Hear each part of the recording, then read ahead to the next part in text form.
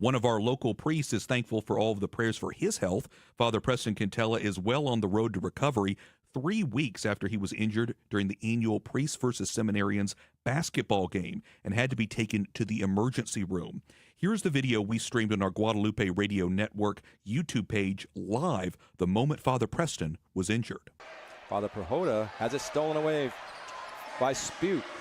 He still has the ball. Up the floor he goes. He's going to challenge him to the basket. Whoa. And it's good. And Father Preston is not feeling too good right now. I'm not sure what happened there, but there was contact. It was a good play to take the ball to the basket. Nothing inappropriate necessarily, but he took one. Not feeling too good.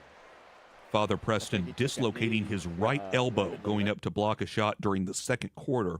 At that moment, everyone in the crowd started to pray a Hail Mary for his recovery. We can now report Father Preston is feeling a lot better, so we asked him to come to the studio to give us an update. Joining us on AM 1430 is Father Preston Quintela. He is the pastor of two churches, one in Sweeny, Texas, Our Lady of Perpetual Help, as well as St. John the Apostle, which is in West Columbia. Father Preston, thanks so much for coming in here. Glad to have you back here in the KSHJ studio. Wyatt, it's great to be here with you guys this morning. I want to ask you all about the basketball game, the Priests versus Seminarians basketball game, and your recovery since then after the dislocated elbow. But I want to address sort of the elephant in the room we're all thinking about and praying in light of the celebration of the life of Pope Francis. And so I just want to ask you, Father Preston, about the importance of praying for the church at this time. I know a lot of cardinals, including Daniel Cardinal DiNardo, are in Rome for the conclave. Either thoughts about the life of Pope Francis himself or just a reflection of the importance of praying for the future of the church. Yeah, no, absolutely, Wyatt. Just continue to pray for our Holy Father, the repose of his soul, praying for the conclave that will be coming up soon. But also, just to reflect on the life of Pope Francis, just someone who just tried to carry the gospel of life to everybody that he encountered and met, and just proclaiming Jesus Christ. And it's having a profound effect, non-Catholics especially, just, asking me about, the Holy Father, the Pope Francis, even the election process itself, like, what happens and all of that stuff that goes on now after the death of a Pope. Yeah, you have to explain to them the white smoke and the black smoke and all that it's stuff. It's not burnt toast. It's not burnt toast. No. It's a very intricate process, but it is interesting how people can learn more about the Catholic Church by asking you about that. So very interesting. So let's go back here. You guys had a very successful Priests versus Seminarians basketball game. A lot of people showed up to the Tudor Fieldhouse on the campus of Rice University earlier in April. And of course, that helps to raise awareness and money for vocations to the priesthood and religious life for the Archdiocese. So I want to address all those good things that happened, but people were taking note of the fact that you were injured mid-game here, Father Preston. And tell me if I'm getting this right. You're basically going up in the air to try to block a shot and hits your elbow, ends up being dislocated. Tell me what happened. Yeah, that's correct. So it was within the first minute of the second quarter of the game, and Tim Spute was on a fast break coming down our end of the court in the first half, and then so I go up and try to block it. So my right arm is across his body going up to try to block the shot, which is the ball's in his right hand at that point. And so my elbow was right there in the middle of his chest, and that force was just so powerful that it caused that the dislocation of my right elbow at that point in midair. So my right forearm was bent backwards out of place, and it was very excruciating, and I fell down to the ground. And so it happened again midair, and then as I rolled down to the ground, I tried to brace myself with my left arm, and then I rolled over and then put my left arm over my right arm to protect it at that point. And again, it was excruciatingly painful. I could only imagine. I mean, that's when you have to turn to prayer, right? When you're just it was a lot of prayer. There was a lot of prayer. Yeah, and when I went down, one of the first individuals, besides the guys on the court, was Father Clint Ressler, who's he's become our team chaplain. He's been playing in this event for, all these years, and now just kind of next chapter, age and whatnot. But he was right there with me and praying with me. And I closed my eyes. The pain was so excruciating. I just closed my eyes and just began to, Lord, I offer this up. And have you ever had that kind of pain? No. They asked me, somebody asked me, I don't know if it was right there on the court or after they took me off the court, hey, Father, on a scale of 1 to 10, what's the pain level? I was like, 12.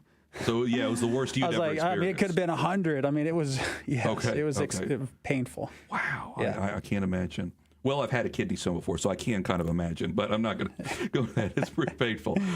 So, again, at that point, you're taken to the ER. And I imagine you have, supporters? I remember you had sent me some photos of the x-ray of the dislocated elbow, but you had some people there that were with you in the ER. Yeah, so even going back to kind of the spiritual component here, a lot of good graces have come from this injury. And even when I was laying there on the court, I closed my eyes, and I heard Father Clint was praying, and then some people around me were praying, but I didn't realize I had Gabriel Castillo down a few weeks ago, giving a mission down there at the parishes. But he told me, he's like, Father, it was so powerful that, when you got injured, the whole stadium started to pray a Hail Mary for you. And he said it wasn't just like Hail Mary full of grace. It was a very deep and convicting Hail Mary, like from the heart. Yeah. Just that moved people to prayer at that point. I attributed it to people's prayers. And then I had a longtime friend who's a nurse who was there, Jeanette, who helped, and then my teammates who helped. I could not. It was, not funny, but the whoever these EMTs were, they asked me if I could get up and walk. I said, I can't move, because of all these muscles that were connected. I didn't realize, just how God has created our bodies is awesome. But, when I tried to get up, and it would pull these muscles here, and it was just excruciating. I was like, look, I'm going to need help getting up. And so that's when the guys came over, and, I was like, you're going to have to physically push my back up. I cannot help at all. Yeah. And so when they carried me to the back hallway, they had several parishioners from the parish there come and check up on me. And the plan was I had my truck up there, and then so somebody, another parishioner, had to drive my truck back and get all my belongings and whatnot. And there was another couple from the parish who stayed with me the whole night. Besides Father Clint and Jeanette, the majority of the night. And God bless Jeanette, she actually is a nurse, and she had to get up at 5 a.m. Saturday morning to come to the medical center for work, and she didn't leave till about 1:15 or so. Oh, wow. Yeah, so, but this other couple, Paul and Amy Kibido, they stayed with me the whole night and helped me, and they drove me back down. We didn't get back to Sweeny till about 5 a.m. That morning. I also saw a picture. Was it Father Joseph Wyatt, also your friend, who was there as well? No, thank you for that. So after I was taken to the ER by ambulance, Memorial there in the medical center. So after the game had finished, Father Joseph Wyatt and Father David Parker came, and I know many more people wanted to come, but they were, thankfully, Father Clint and Jeanette and this other couple, they were conveying to people via text and whatnot, he's okay, and kind of keeping people update. But Father Joseph was able to come too, and I was actually able to talk to Archbishop Joe Vasquez there in the ER, because Father Joseph is his personal secretary, and so Archbishop Joe Vasquez was very concerned. And at that point, when I talked to him, I had already been sedated and come out of it, and they put my elbow back in place.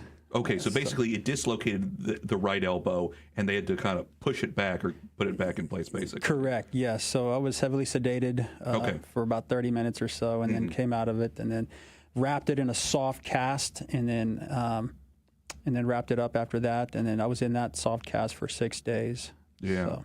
Well, I think at the time that we're recording this interview, it's been 3 weeks now, and I thought I was going to see you in another brace, Father Preston. It's great to see your arm out of it. I know that there's still bumps and bruises and stuff like that on your arm, so we can still see the marks. But I know you're just having to be careful with it and just kind of move it a little bit. Correct. Yeah. So the doctors told me just to work on range of motion, just doing this right here, and just to get that soreness out, the stiffness out. But miraculously, and I do really believe that there were no broken bones, no torn ligaments, no tendons torn, just, a bad dislocation. And now it's, hopefully make it a full recovery. That does sound miraculous, especially when you think about all the excruciating pain that you were going through. I can imagine it's your body alerting you that something's really bad. But thank goodness that you recovered so quickly. That's fantastic. And credit, of course, to everybody in the ER, the medical staff. They did a great job. I mean, I know it was Friday night, and there's a lot of people coming in. So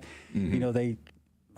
Looking at there was somebody in there with a gunshot wound, and so obviously that takes precedence. And and it was on a somewhat funny note.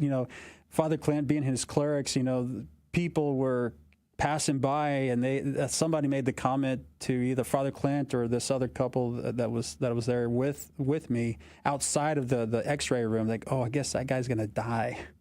Because they saw Father Clint. Oh, because they thought that it was like last rites. Yeah.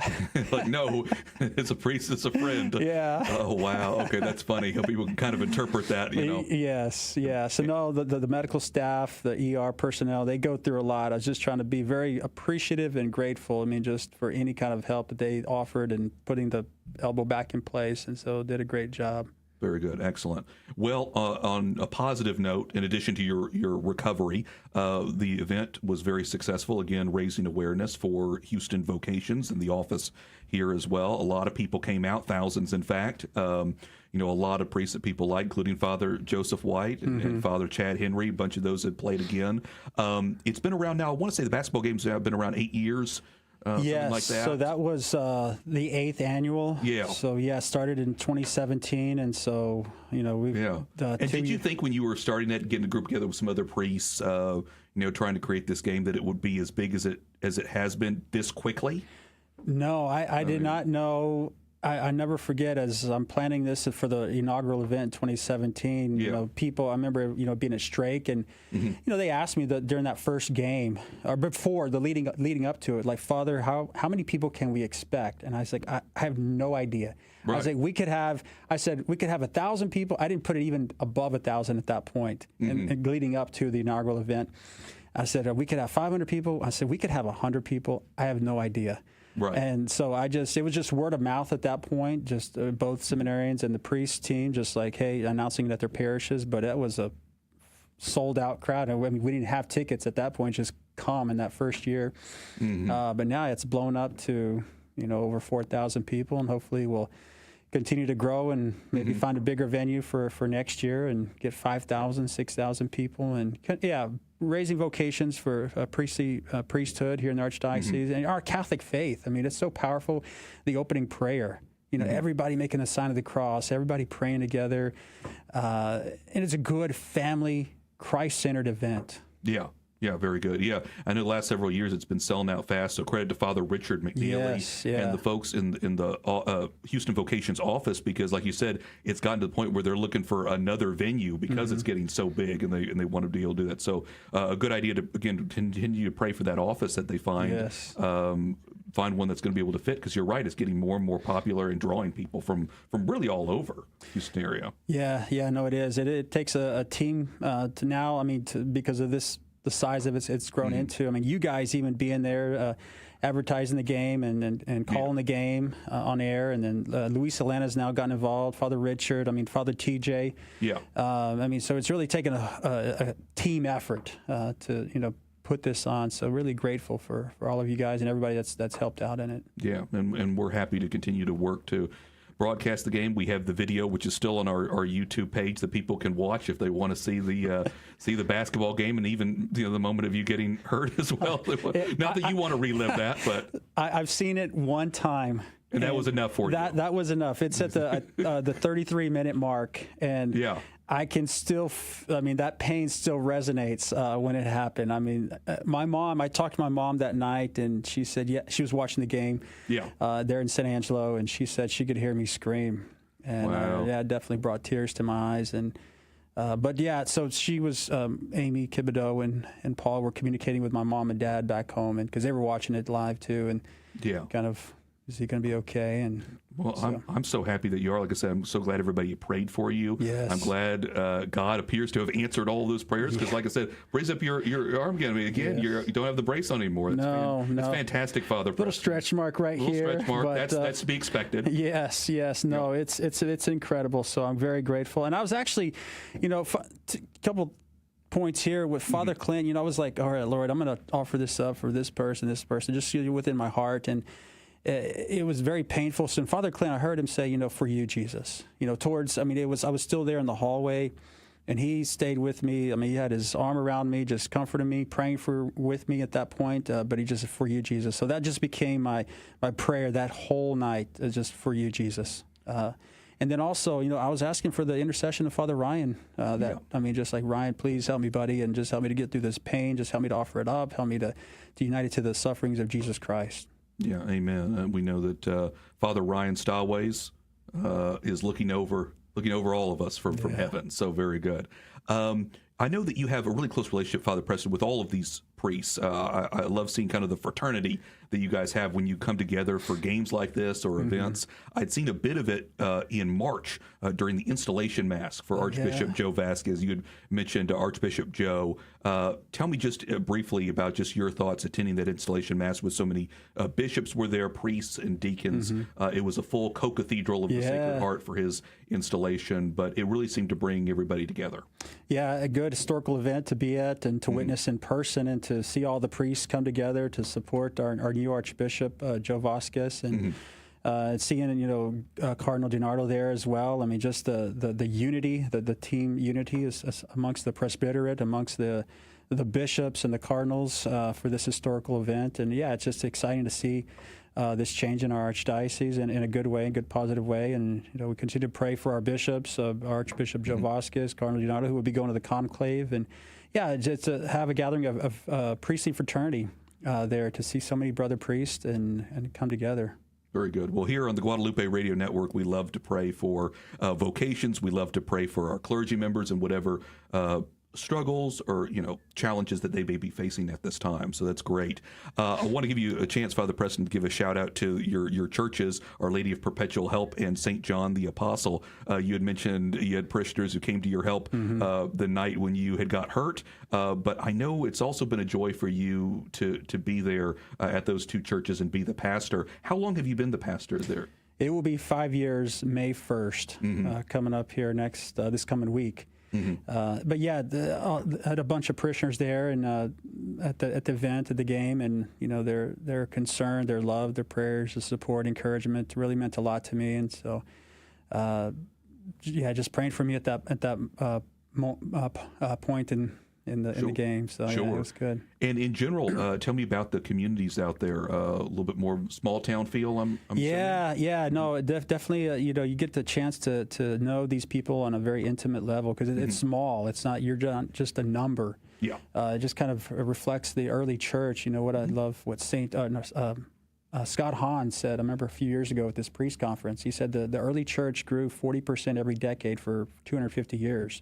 Very fast because it was small and it was intimate. And even some of the studies that's been done by Rhonda Greenwald, the priestly vocations are going to come from smaller rural parishes. Not that it won't come from larger parishes, but the priest gets to know these young people, these young men who are very influential early in their life. But to say, hey, have you thought about priesthood? It's like I get to know these young men by name, not just like, hey, number 3,451, but I can say, hey, Johnny, hey, Esteban, hey, Josue, hey, Thomas, hey, Rhett, call them by name. So it's, the parishes are, a lot of good things have happened because, these people, they love our Lord, they want to know our Lord, they want to know and live out our Catholic faith, and so they've been very incredible for me as well, very humbling and very grateful for their just sharing their gifts. Very good. Well, I want to give one more mention here. You had mentioned Father Ryan Staways, former priest here who had passed away. Of course, a lot of people are going to be seeing more of his film. There's a couple more showings of the film Love God's Will, which is being aired in Missouri City as well as San Antonio and some other places as well. For people who may not be aware, just give me a brief overview. Love God's Will, Father Ryan, who is this wonderful priest who's now in heaven? Yeah, so Father Ryan Stallways, great priest of the Archdiocese of Galveston-Houston, died in 2021. And now Samela and her crew have made this video about the life of Father Ryan Stallways and just kind of highlighting different points and made an addition so that it can be broadcast on a more global level, or at least here in the United States, and where people can appreciate who is this Father Ryan Stallways. Similar to what's happened with Carlo Acutis and Blessed Frassati. It just who were these people that just trying to do God, not just do God's will, like what Father David Michael Moses said, not just want, but to love, truly love God's will, even in the midst of this suffering of cancer. Just hearing the sacraments, hearing people's confessions and anointing people, celebrating Mass, baptism. Very powerful, very moving. Because why? Because the unification of his own will to the will of God, and what he said. The cross is an intersection of two wills, our will and God's will, and there's the cross where we are crucified, and then Christ is emanating from our lives when we unite our lives to the will of God, as it was for Father Ryan Stallways. So, yeah, I'd encourage all the listeners out there to check out Love God's Will if you haven't seen it yet, and just begin to pray and learn about this incredible priest of the Archdiocese, Father Ryan Stallways. Very good. Again, that's Love God's Will is the film. Palomita Films is the group that's putting it together. Our friend Samela, as you had mentioned, who's working on all that and trying to get more theaters across the country to show Love God's Will. And hopefully, Father Preston, hopefully that'll inspire more people, maybe young men, to consider the priesthood. So you really never know who you can reach once you tell a very powerful story like Father Ryan's as well. Yes. So we'll be praying for that. So many things to pray about as well, but we are so happy that you were able to come in here, Father Preston, that you are well on the road to recovery. Yes, full recovery. I will be back. Yes. Some people said, Father, you're going to retire? I will not be retiring.